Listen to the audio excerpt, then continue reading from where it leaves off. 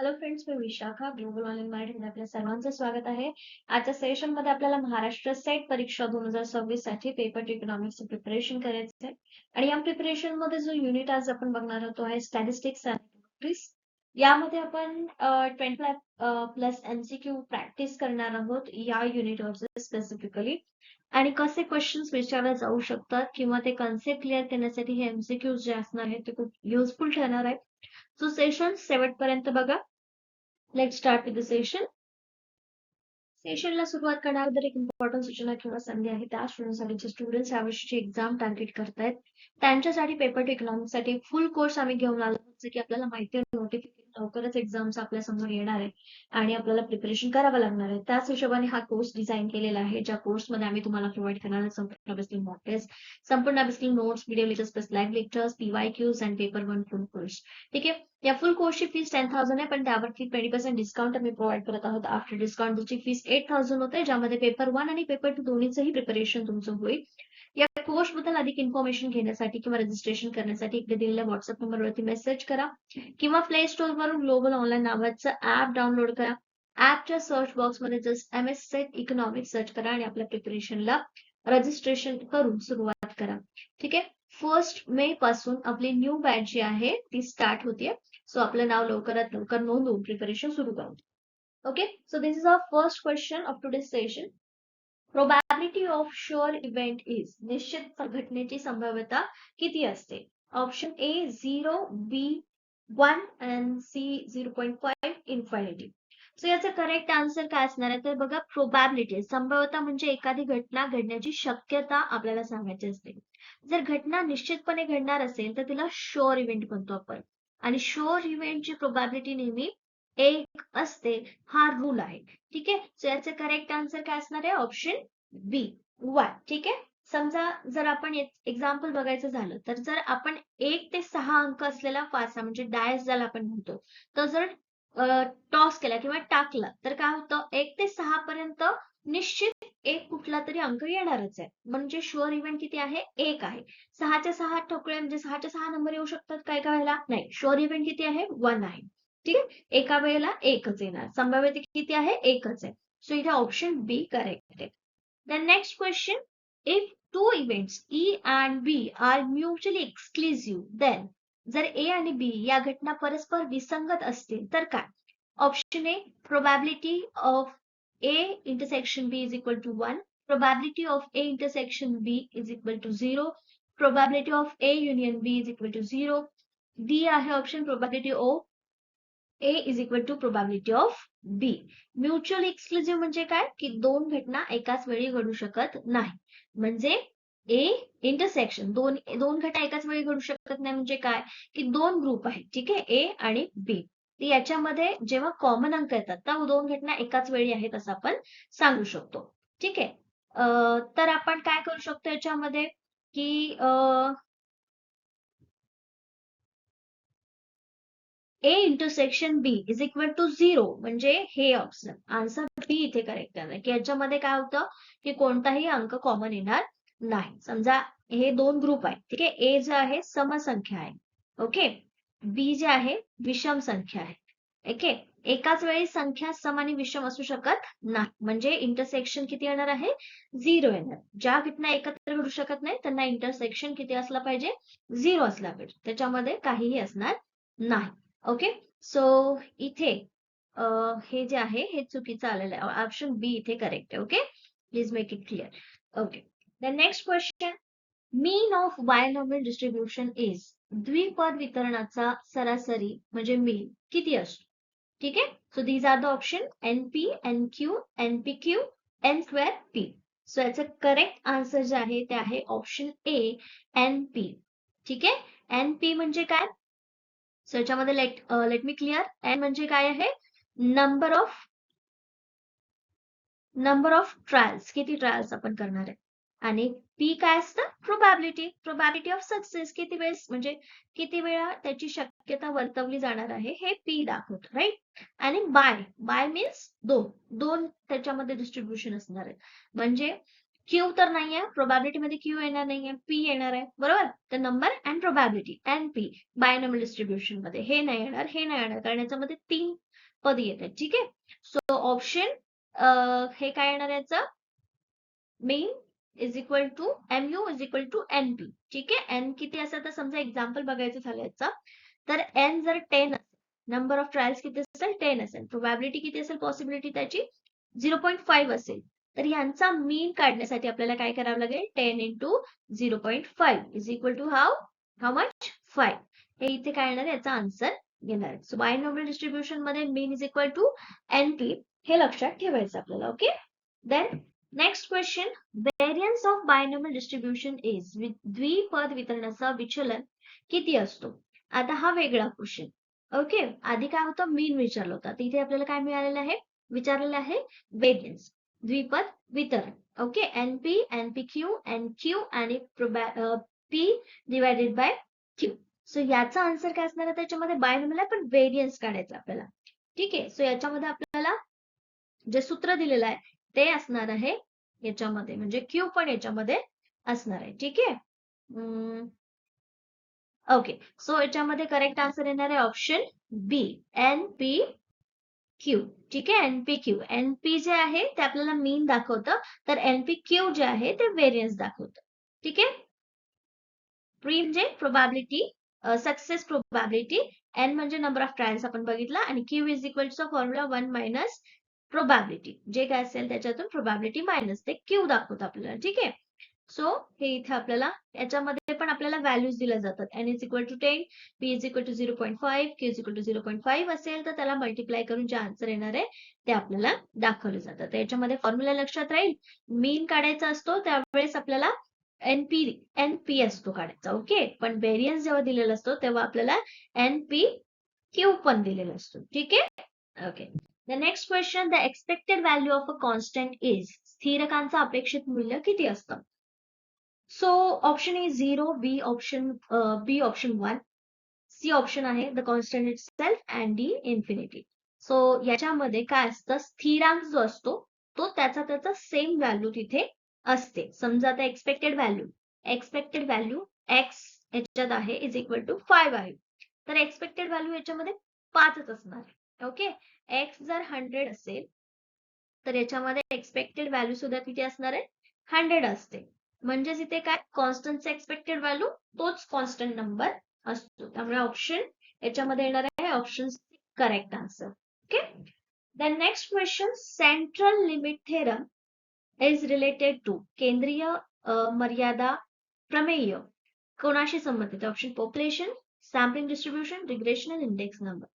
तर याचं correct answer आहे ऑप्शन बी, आपण बघितलेलं आहे, सॅम्पलिंग डिस्ट्रीब्युशन, नमुना वितरण हे याचं करेक्ट आन्सर आहे.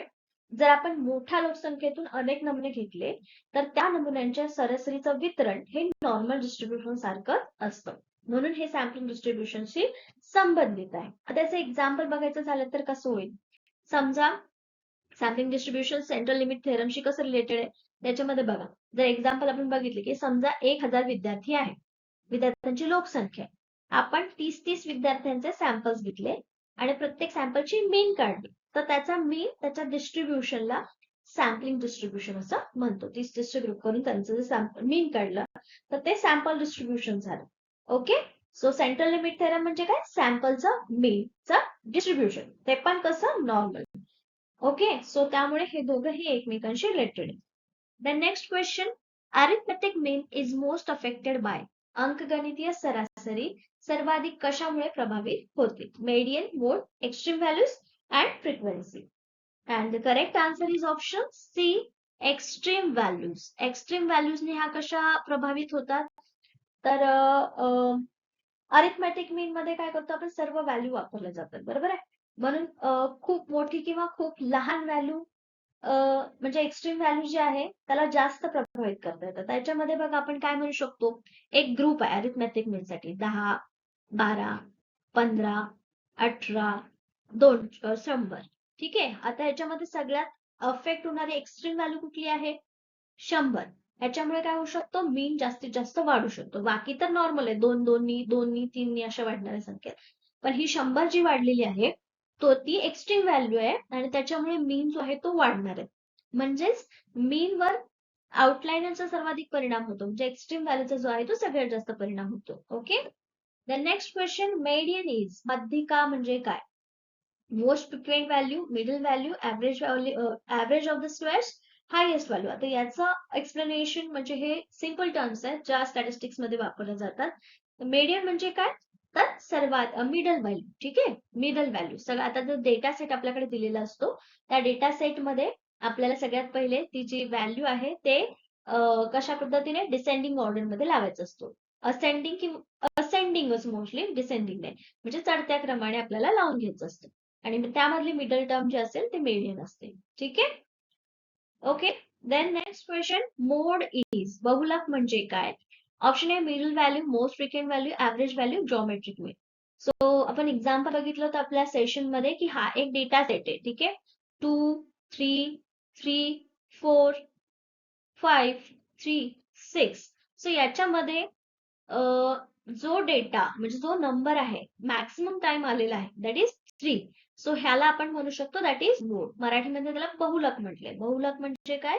की जास्त येणारा व्हॅल्यू म्हणजे मोड आहे, बहुलक. So correct answer will be option B, most frequent value, वारंवार येणारे मूल्य.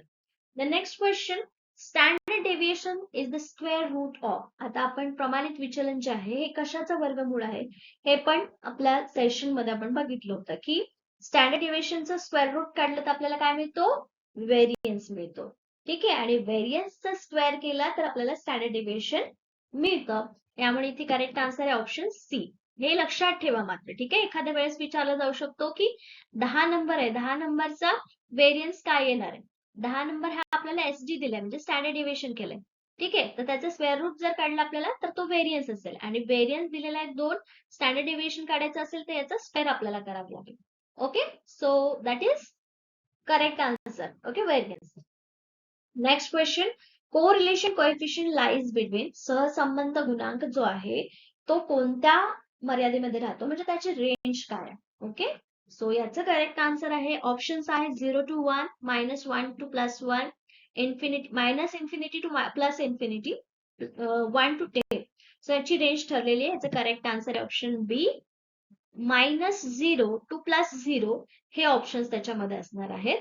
आणि त्यामध्ये पण कोरिलेशन कोएफिशियंट म्हणजे आर जे आहे ते दोन चलामध्ये संबंधाची दिशा दाखवत असतं आणि याची व्हॅल्यू पॉझिटिव्ह किंवा निगेटिव्ह असते.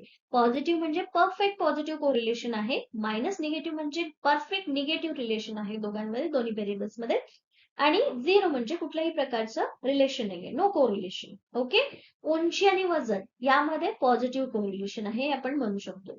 मग जेव्हा पॉझिटिव्ह कोरिलेशन असेल तेव्हा ते पॉझिटिव्ह म्हणजे पॉझिटिव्ह 1च्या साइडनी जात असतं. So correct answer would be option B. The next question, perfect positive correlation is represented by. आता मी याच्यामध्ये आधीच्या क्वेश्चन मध्ये एक्सप्लेन केलेलं आहे, तर याचं करेक्ट आन्सर काय असणार आहे इझिली तुम्ही सांगू शकता. -1, 0, +1, 2. त्याचं डायरेक्ट आन्सर सांगते मी option C, that is positive. Positive correlation, positive number, positive 1. The next आहे question number 13,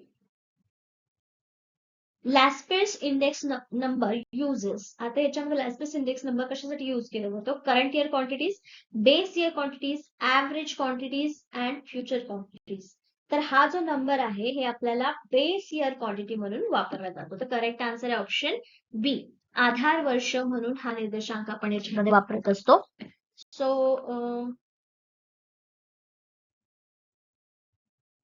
P1, P0, Q0. आता याच्यामध्ये P1 जे आहे ते आपल्याला काय दाखवतो? Current year.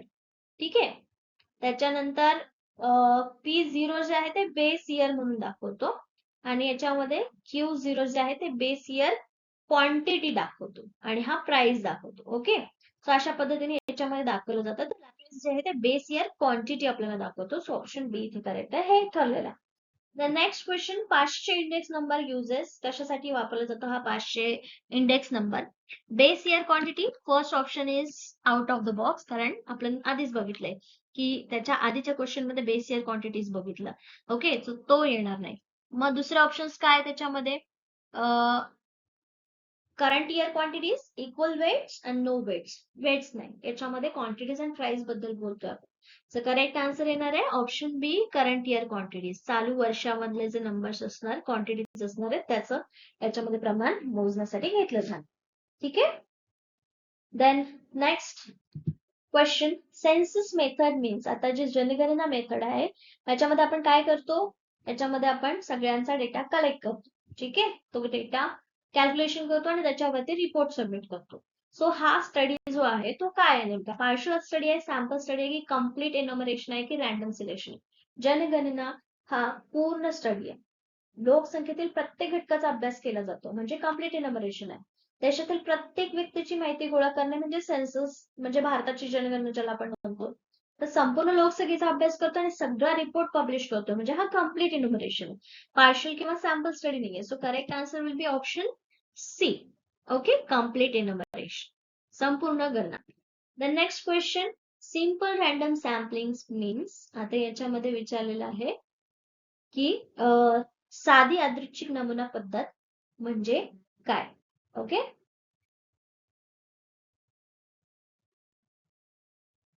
okay, so every unit has equal chance, only rich people selected, only rural area selected, fixed interval selection. तर याच्यामध्ये करेक्ट आन्सर आहे option A, every unit has equal chance. म्हणजे सिंपल रॅन्डम मध्ये काय करतो आपण, समजा हे व्यक्ती आहे, ठीक आहे, याच्यातला कुठलाही व्यक्ती सिलेक्ट होण्याचे चान्सेस ऍज अ सॅम्पल म्हणून सिलेक्ट होण्याचे चान्सेस असतात. ठीक आहे, म्हणजे याच्यामध्ये कुठल्याही स्पेसिफिक क्रायटेरिया किंवा कुठल्या गोष्टी कन्सिडर केल्या जात नाहीत.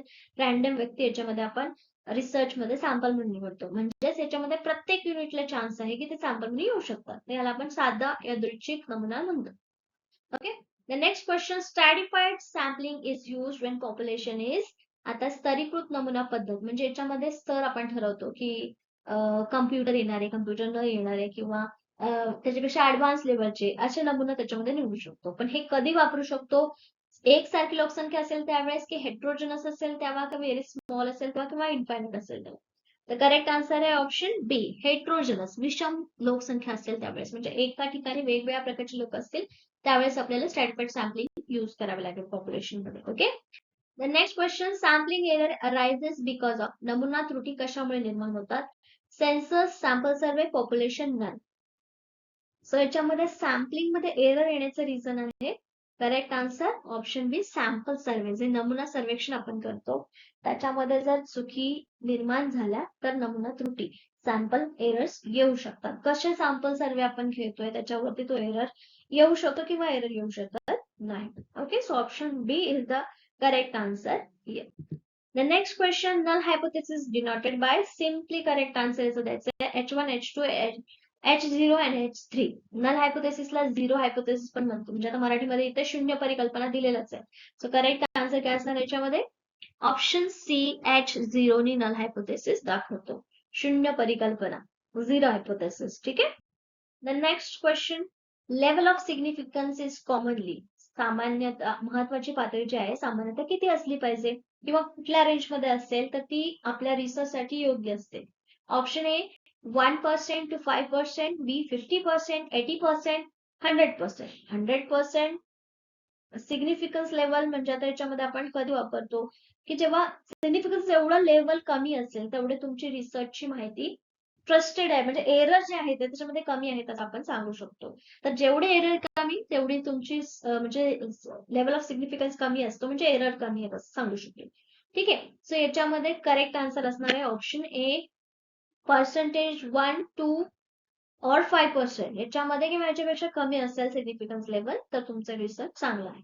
Okay, the next question, type 1 error means. Type त्रुटी एक प्रकारचा एरर म्हणजे काय, accepting true null hypothesis, rejecting true hypothesis, accepting fall hypothesis, rejecting fall hypothesis. त्याच्यामध्ये दोन ऑप्शन्स असू शकतात बघा. एकतर बघा, कधी एरर म्हणजे काय की खराबी कधी येऊ शकते. ठीक आहे, खराबी कधी येईल, जर ट्रू हायपोथेसिस नल हायपोथेसिस बरोबर एक्सेप्ट केलं तर त्याच्यामध्ये काही चूक होणार आहे का, नाही.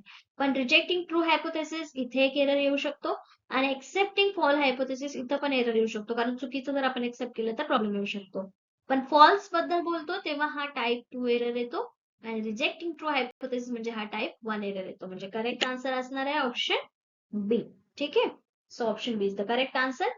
Next question type two error means त्याच्यामध्ये दुसरा प्रकार मागच्या क्वेश्चन मध्येच मी दोन्हीचं एक्सप्लेनेशन दिलं आता त्याच्यामध्ये मला ट्रू टाईप टू एरर कुठला असणार आहे मग चुकीचा हायपोथेसिस एक्सेप्ट कर म्हणजे ऑप्शन बी ओके खोटा नाही नल हायपोथेसिस चुकीचं असेल तर ते आपण एक्सेप्ट केलं तर ते टाईप टू एरर येतो the next question in regression dependent variable is usually denoted by प्रतिगमनात अवलंबित चल सामान्यतः कशाने दर्शवले जातात त्याच्यामध्ये डिनोशन साठी आपण हे व्हेरिएबल्सचे ठरलेले हे आहेत ठीक आहे सो एक्स वाय झेड बी बीटाचं बी आहे ते करेक्ट आन्सर आहे ऑप्शन बी वाय ठीक आहे वाय कशासाठी दाखवतो इंडिपेंडेंट व्हेरिएबल दाखवण्यासाठी सॉरी एक्स हे इंडिपेंडेंट व्हेरिएबल दाखवतो तर वाय हे डिपेंडेंट व्हेरिएबल दाखवतो ठीक आहे सो इन्कम कन्झम्पशन हे जर असेल त्याच्यामध्ये एक्स काय आहे इन्कम आणि कन्झम्पशन कशावरती डिपेंड असतं आपल्या इन्कम वरती म्हणजे वाय काय असणार आहे कन्झम्पशन असणार आहे हे इथे आपण दाखवू शकतो okay then next question that is OLS stands for OLS चा फुल फॉर्म इथे विचारलेला आहे सो ओएलएस चा full form ordinary least square original linear system order least sample optimal linear set त्याच्यामध्ये स्टॅटिस्टिक्स आणि इकॉनॉमेट्रिक्स मधला हा क्वेश्चन आहे तर याचा करेक्ट आन्सर असणार आहे ordinary least square okay correct answer option A आहे ओएलएस ऑर्डिनरी लिस्ट स्क्वेअर ही रिग्रेशन लाईन काढण्याची सर्वात प्रसिद्ध पद्धत आहे यात एररच्या स्क्वेअरची बेरीज मिनिमम ठेवली जाते ठीक आहे बेस्ट फिट याला म्हणजे आपण बेस्ट फिट लाईन शोधण्यासाठी ओएलएस वापरलं जातं कशामध्ये स्टॅटिस्टिक्स मध्ये okay so correct option A then this is the last question for today session BLUE in regression stands for BLUE आता हे पण याचा पण फुल फॉर्म विचारलेला आहे तुम्हाला best linear unbiased estimator basic linear uniform estimator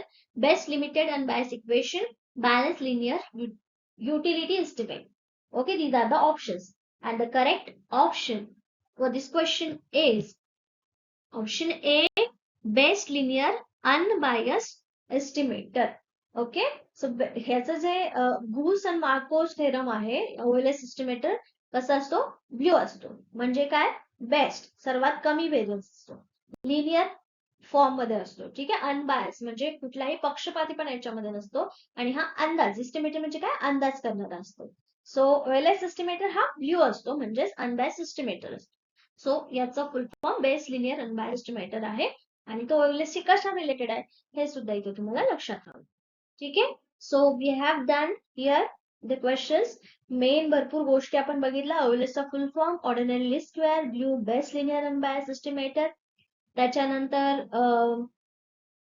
correlation जे आहे ते -1 ते +1 मध्ये असतं परफेक्ट पॉझिटिव्ह म्हणजे +1 असतो परफेक्ट निगेटिव्ह म्हणजे -1 असतो लास्ट पेअर्स जे आहे बेस इयर कॉर्डिनेट साठी वापरतो पास्टचे इंडेक्स जो आहे ते करंट इयर साठी वापरतो type 1 error type 2 error null hypothesis ह्या सगळ्या गोष्टी आपण ह्या एमसीक्यू थ्रू ज्या आहेत त्या प्रिपेअर केलेल्या आहे आय होप तुम्हाला हे सेशन आवडलं असेल भरपूर साऱ्या कन्सेप्ट तुमच्या ज्या आहेत त्याच्यातून क्लिअर झाल्या असतील आणि तुम्ही नक्कीच याच्यामध्ये जे आहे